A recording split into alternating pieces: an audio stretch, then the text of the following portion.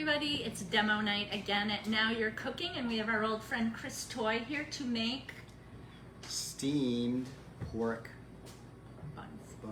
What are they called in Chinese? Char Siu Bao. I'm not going to attempt that one. Before we get started with Chris, just want to make sure you know next week we're going to be doing Spanakopita on the 19th. And on the 21st in Bath is Spring into Summer, which is a citywide fun day full of all kinds of events. Now Your Cooking is going to be having a tent sale over on the Customs House lawn. Lots of fun things there to check out at really good prices. So make sure you come and see that. And you also have some fun things coming up. Yes, I have a cooking retreat. 3 nights and 4 days on Hurricane Island. Which is in Penobscot Bay? Yep, which is right off the coast of Rockland. The way you get there, though, is you would go to Rockland to Vinyl Haven with a ferry, and then Hurricane Island has a taxi. Oh, sweet. A water taxi that picks you up and takes you out to Hurricane Island. And cool. It's a beautiful spot. And we'll be doing some hands-on Asian fusion cooking. Nice. And how do people find out about details and sign up? So just go to hurricaneisland.net, and under events, you can just click on the Asian fusion cooking for a crowd, and that's the first week in June. Cool. So that's coming right up. And you still have spots available? We do, but it's limited. I think we're going to only allow like 10 people to come. Okay, so if you're interested, get on there as soon as you've watched the demo tonight. Get right on there, hurricaneisland.com. .net. .net. Yeah. Hurricaneisland.net, and look for events and Asian fusion for a crowd. Yep. Perfect. All right, well, let's get started, Chris. All right. So this is, it's kind of a process, but there's really only 2 major ingredients or components. There's lots of ingredients, and one is the dough, and the other is the filling. So I'm going to start with the dough, because we kind of want to let that sit for a little bit, so let it rise. And this is a combination of self-rising flour and yeast. And what we'll do is we are going to use a processor to really cut the time down that we need to make this dough, other than the rising. And so we're going to use some self-rising flour, which is just flour with sodium bicarb and some other things in it. And we'll just put that right in here. There we go. And we have some active dry yeast. And what I've done is I proofed this. And usually you could proof this in water, warm water. What I've done is I've proofed it in heavy cream, because the recipe that you would pull off the line includes butter.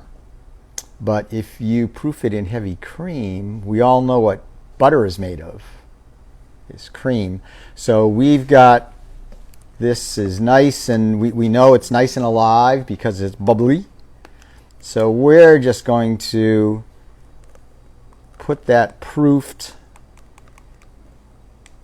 yeast right in, and we're going to feed that with some sugar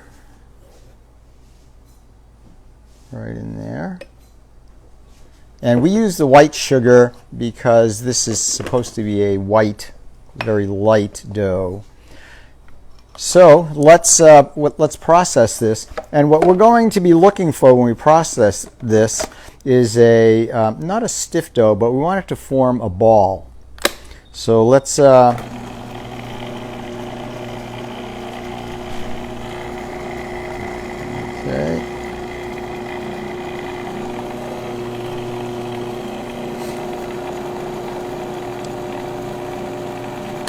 And let's take a look there. So it's a little bit dry, so that's an easy fix. We'll just put in a little bit more of our yeast and cream mixture.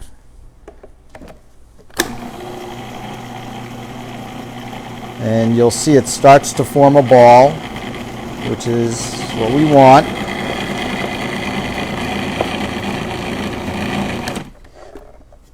All right, so it's a little bit wet, so now we are going to carefully add just a couple tablespoons. We don't want to end up with 10 pounds of dough here.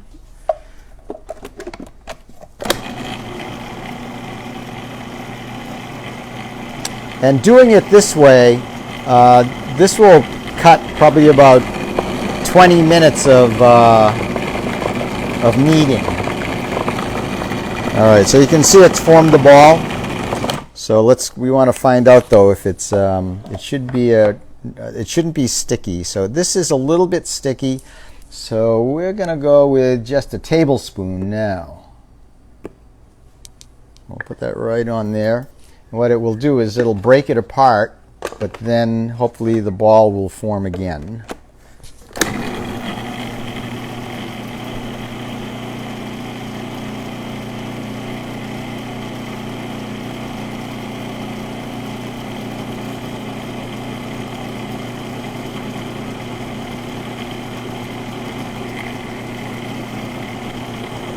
Here we go. That moisture from the cream and the yeast is getting mixed in.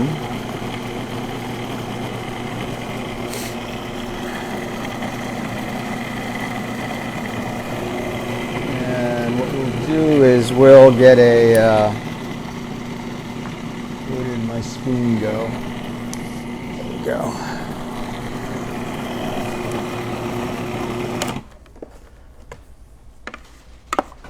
So we'll get the moisture from the sides down here.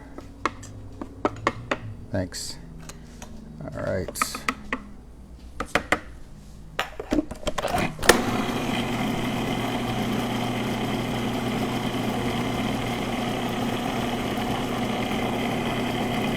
All right.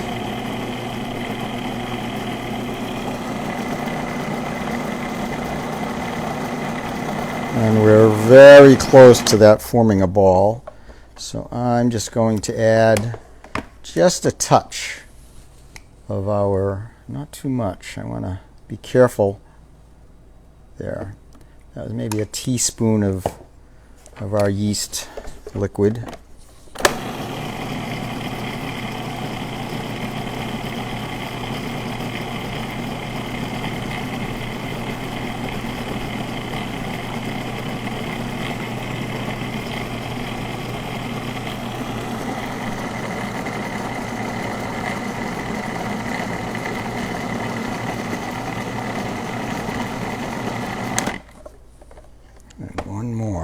This will do it.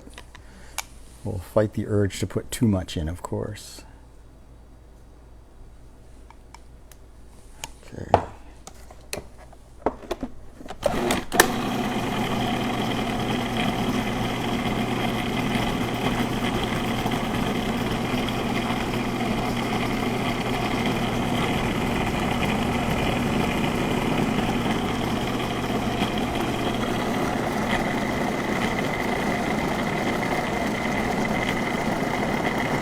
All right.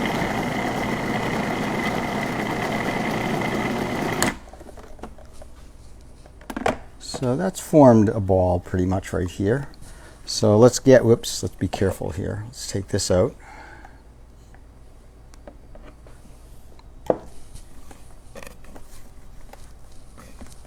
So here's our dough.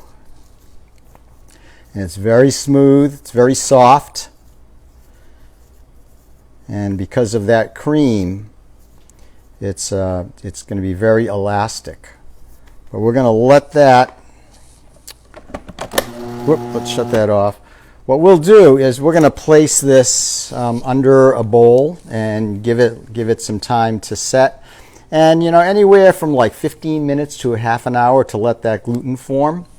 And what I've done already is I had one that I had made earlier, and you can kind of see that it's increased in size and it's very elastic, which is what you want. All right. So I'm going to let this finish sitting here because I want to work on the filling now. So the filling, these are roast pork buns, and so I've got some pork belly here, and we're going to marinate this in a sweet and savory sauce. And I'm going to put on some gloves because I'm going to massage our roast pork. Preheat your oven to like 350 degrees. And this is a really nice carbon steel pan, but cast iron works really well. But you know, some kind of a pan you can put in your oven. And this is pork belly, as you can see. It's basically uncured bacon. And it's kind of like meat candy. So what we'll do is we'll take equal parts of oyster sauce. I was about to say if you're vegan, you could use there's a mushroom-based oyster sauce, but vegan's not going to help you with with pork belly. And the other sauce is a hoisin sauce, which is sometimes it's called a Chinese barbecue sauce. So we'll go equal parts. So we'll just cover that. There we go. And just a sprinkling of 5-spice powder, which is really, it's a Chinese curry. And the active ingredient, the big flavor is star anise. So it's kind of a licoricey flavor. But it also has ginger and garlic. Cinnamon is sometimes in there, and also Chinese peppercorns will be in there. And then we're going to sweeten that up a little bit with some brown sugar. If you wanted to make this into a down east kind of a flair, you could replace the brown sugar with maple syrup, which would be very good. So then what we'll do is we'll just take all this and we'll get that all mixed in. All right, there we go. And we're going to put this in the oven at 350. And in about 15 or 20 minutes, what we'll do is we'll just turn this over so that it browns on both sides. All right, and let me peel these guys off. And let's put this right in the oven. Right there. And just to save time, we have some pork belly that's already been in there for a little bit. And what we'll do is we'll take our pork belly. Could I please have the cleaver? Thanks. Cleaned up after myself.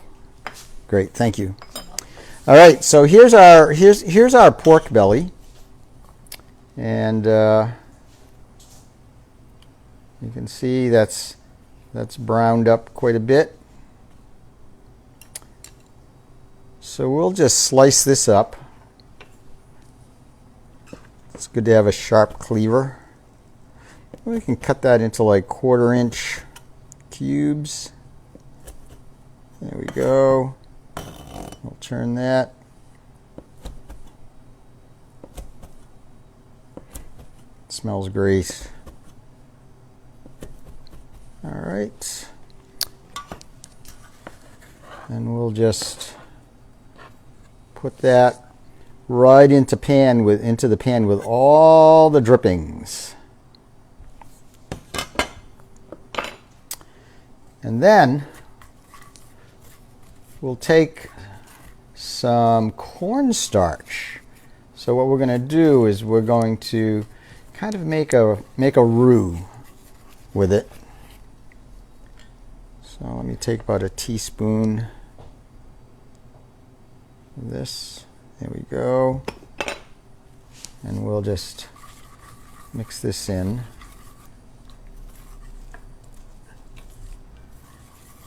And that heat from the pan will will melt that cornstarch.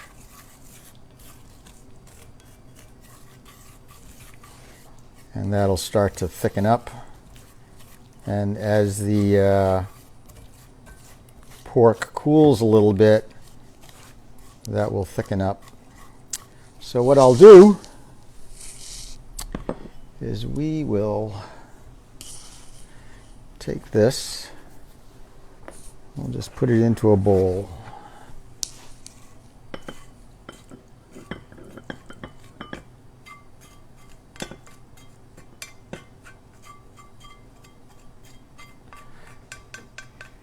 There. All right. So we've got our dough. We've got our filling.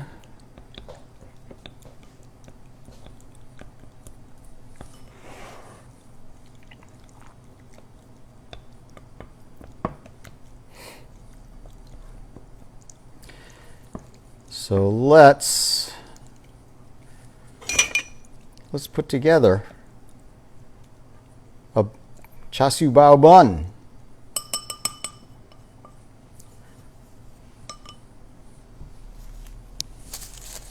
So what we'll do is we're going to take the dough, we're going to poke a hole in the middle of it, kind of like make a donut or a bagel.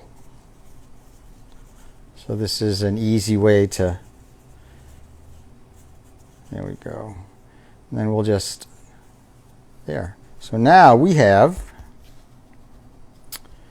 a tube of dough. And we'll just cut that. Chris, where did you find the pork belly? The pork belly you can get at, believe it or not, you can get it at Walmart. But I think if you go to, a local butcher, they might be able to source that for you. I haven't found pork belly kind of readily available in. Yeah. On your recipe, you have pork butt. Yeah, you could use pork butt. It doesn't have as much fat, but you could use pork butt. And pork butt is actually not the butt, it's the shoulder. So pork shoulder could also work as well. So, all right. So, here's our, okay. And what I'm going to do is I'm going to get a clean one. So what you want to do is you want to make a circle, but you want the edges of the circle to be thinner than the center of the circle. So here's how you do that. All right, so we'll get some of this here. All right, so take your ball of dough, just press it down, and because of the shape of the palm of your hand, the center is going to be a little bit thicker. But what you want to do is you're going to take, and actually a small rolling pin works best for this. So if you have a pasta rolling pin or this little kitty one, so what you'll do is you'll roll the edge and then you'll turn it, and you'll roll and turn just like this.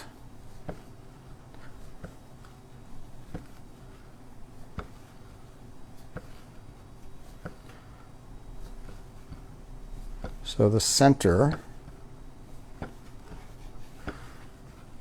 where my hands are, my fingertips are holding it, isn't getting rolled. So only the edges are getting rolled. And, you know, it's depending on the size of your buns.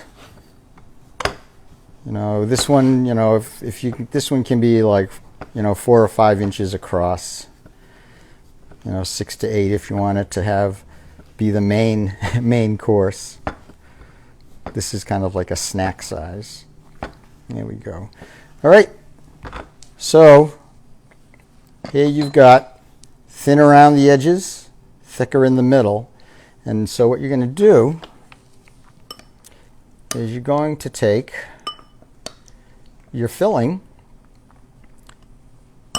Okay, and you want to be careful not to put in too much, because if the filling touches the edges, you won't be able to seal the edges because they're slippery. So there we go. Put that right in the middle. All right, here we go. So what you'll do is you'll take this and you'll squeeze it and then gather it, squeeze it right around, squeeze it. There we go. And so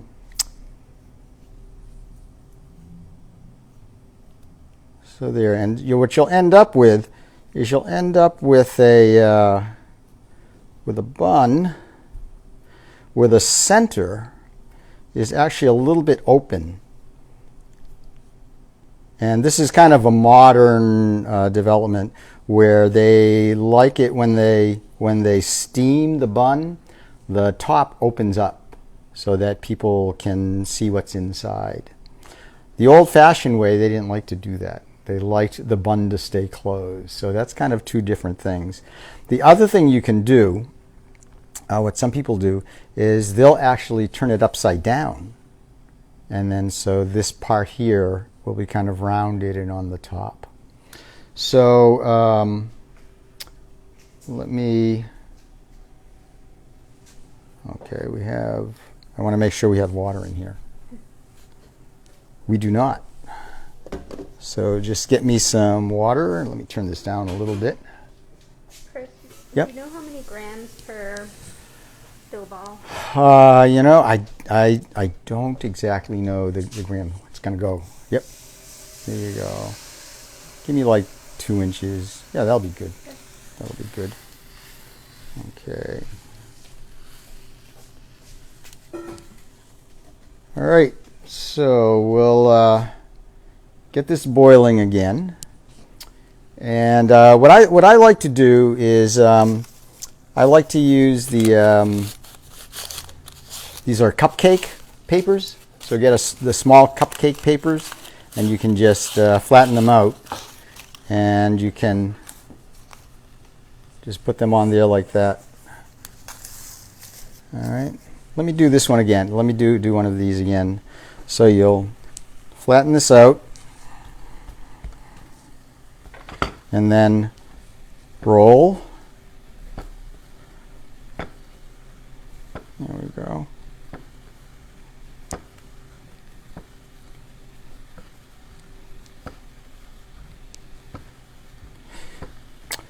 So in terms of, I know I'm not weighing this, but in terms of the size, for this size here, you can kind of see this is probably like a handball size. You know, it's bigger than a golf ball, but smaller than a tennis ball.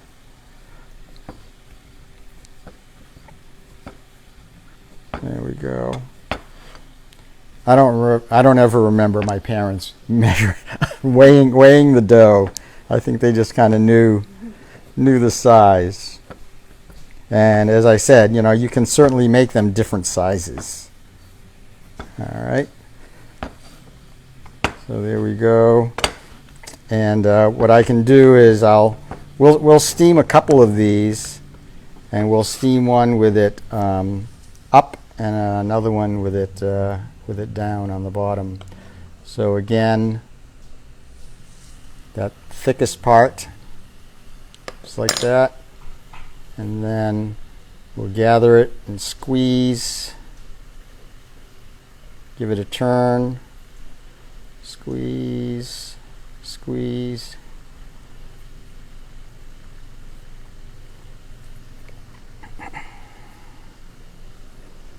There we go.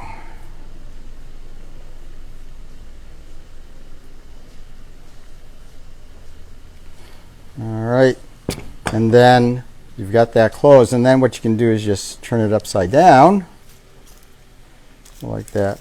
And if you want to make sure they're rounded, what you can do is you'll just kind of go like that, and that'll round it. I'll squeeze that a little bit more. This one here I don't have to squeeze. There we go. Our water's boiling here. So let's put these guys in here. Okay, what's nice about the bamboo steamers is that they actually work better than the metal steamers, because the bamboo, it insulates so that it stays warmer inside, but the wood actually, when steam hits it, the wood absorbs it, so there's a lot less condensation when you use the wood. So let's see just some quick things. So the oyster sauce, you can get that in the international section of your grocery store, and the hoisin sauce is usually found there as well. The 5-spice powder you can get here at Now You're Cooking. And is it Griffin Ridge? Is that what we use? Mm-hmm. Yes. So this is awesome spice. All right. As I mentioned, the pork belly can be a little bit tricky to get, but Walmart definitely has it. That's where I get it. If you can't get it, or you don't want to go to Walmart, pork shoulder, and kind of look at it and get the fattiest part. And I have had, some people have said that they've used uncured thick sliced bacon, which, when you kind of stop and think about it, it is bacon. And if it's not cured, I guess it's just pork belly. But I think it's salted. So these will steam. You want them to steam like for about 10 minutes. But because of the instant, the quick rise yeast, and also the self-rising flour, they'll puff up pretty quickly. So let's just take a look. So yeah, you can kind of see already that they've puffed up. And the inside is already cooked, so it's cooked. So really, all you're trying to do is get the dough to firm up. So there's plenty of water. Okay. So anyway, this is what they look like when they're done. They're just not quite done through. Can you talk about the bamboo steamer just for a minute? Yeah. What else can you do in this? And I notice it has 2 tiers. Yes. So at home, I have one of these with 4 tiers. Wow. There's 2 sets. And these come in different sizes, which is great. And I think you guys have a couple sizes here. Yep. Yeah, you have 3 sizes here. This is the medium one. The large one, I think, is like 12 inches, or no, 14. It might be 14 inches. And the thing that I like about these is that they're very easy to care for. You literally just kind of rinse them off with hot water. Put them in a dry place. Yeah. So that'll work pretty well. And you always want to use, in order that you can clean them easily, you always put, you're using cupcake papers for these, but you can also use lettuce leaves or parchment. Yep. Something that I learned is hosta leaves. Oh. Yeah, actually, hosta is edible. You just ask the deer. Yeah, right. But and hosta leaves are big, so you could do that. Wax paper works okay. Mm-hmm.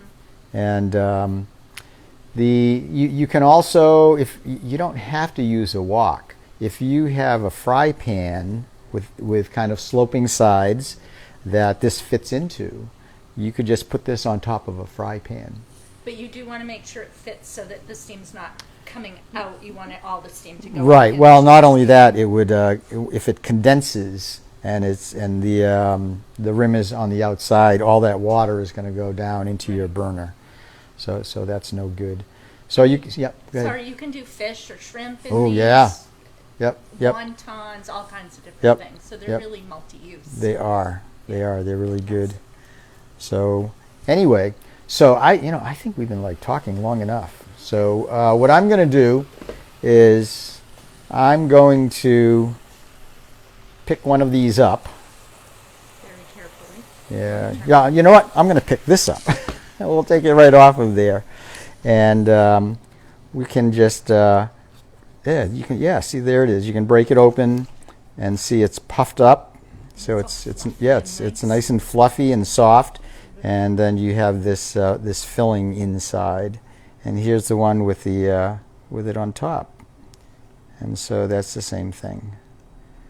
You can let these cool, and then you can freeze them.